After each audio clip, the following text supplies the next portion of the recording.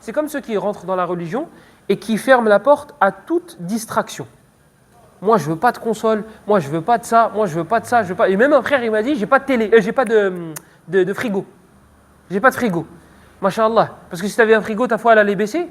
Ou là, le tawakkul, il va descendre parce que moi, je place ma confiance en Allah pour qu'il rafraîchisse les aliments. Et akhi, subhanallah, c'est une facilité qu'Allah t'a donnée. Pourquoi tu veux pas acheter de frigo? Pourquoi tu tuharrimu ala nafsika ma ahalla Allahu lak? Tu vas te rendre haram ce qu'Allah t'a rendu halal. Et sache une chose, c'est walan yushadda ad-din ahadun illa ghalabah. Il n'y en a pas un qui va abuser dans le haram, etc., sans que ça prenne le dessus sur lui et que ça l'anéantisse et qu'il finisse avec tout est halal. Et on les connaît, hein. On en a vu des gens qui haram. L'année d'après, tu le vois, c'est le pire haramiste de la terre. Parce qu'il a trop appuyé. Il s'est imposé une charge que son âme n'a pas pu supporter. Et donc, il est parti de l'autre côté. Il est parti de l'autre côté de la rive. Donc, hawwin ala nafsik, doucement.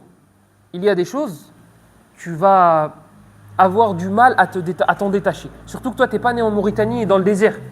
Toi, tu t'es habitué à des choses et tu as grandi avec ces choses-là. Si ces choses-là ne sont pas haram et que tu veux t'en débarrasser, alors un conseil, fais-le petit à petit. Fais-le petit à petit. Si c'est pas haram, et que ce sont des distractions et que tu veux t'en débarrasser, débarrasse-toi-en petit à petit. Parce que si tu t'en débarrasses d'un coup et t'arraches le pansement et tu te dis c'est pas grave, ça fait mal d'un coup, les premiers jours ce sera difficile, mais t'inquiète.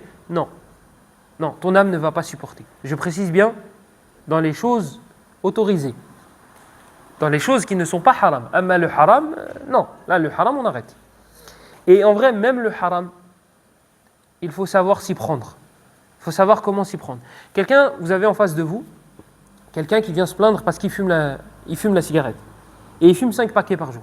Tu lui dis arrête, c'est haram. Tu crois que ça va marcher? Ça peut marcher dans certains cas. Mais en général, le nafs d'une personne, si elle est habituée à 5 paquets par jour et qu'elle arrête du jour au lendemain, il va arrêter une petite période et il va reprendre le manque, il va rattraper le manque.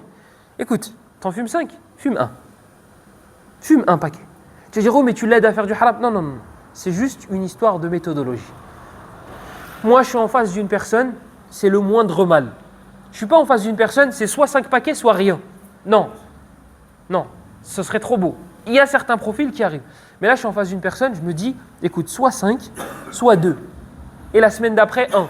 Et la semaine d'après, une cigarette. Et la semaine d'après, plus de cigarettes. Je suis en face de ce problème-là. Le prophète, sallallahu alayhi wa sallam, dans le Mousnad de l'imam Ahmed, il y a un homme qui est venu le voir et qui lui a dit, je te prête allégeance, je m'engage à prier 1 fois par jour. Imaginez-vous, vous entendez un imam, et un gars est venu le voir, et il lui a dit, ouais, moi je fais qu'une prière par jour. Qu'est-ce que tu en penses? Qu'est-ce qu'il va lui dire? Non, Akhi, c'est 5, Allah hidik, qu'Allah te guide. Allah, il en a légiféré 5, il n'en a pas légiféré une. Le prophète, sallallahu alayhi wa sallam, il a dit quoi?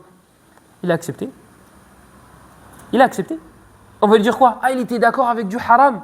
Ah, il a... Non. Parce que la personne qui est en face, c'est pas soit 5, soit 1. C'est soit 1, soit rien. C'est soit 1, soit rien. Donc, qu'est-ce qui va se passer?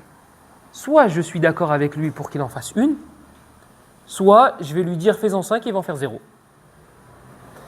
prophète sallallahu alayhi wa sallam, il a vu loin. Donc il s'est dit quoi? Cette personne-là, elle va commencer avec une prière par jour. Et qu'est-ce qui risque de se passer? Elle va aimer la prière. Et donc elle va faire 2. Elle va s'habituer à la prière. Donc elle va faire 3, 4, 5. Voilà. Le résultat, c'est celui-là qu'on voulait. C'est cet objectif-là qu'on voulait. Mais le problème, c'est les personnes qui voient que le bout de leur nez. Ils ne voient pas loin. Ils ne voient pas les répercussions. Et ça, c'est la définition justement de l'intelligence. L'intelligent connaît les répercussions. Il voit un peu plus loin.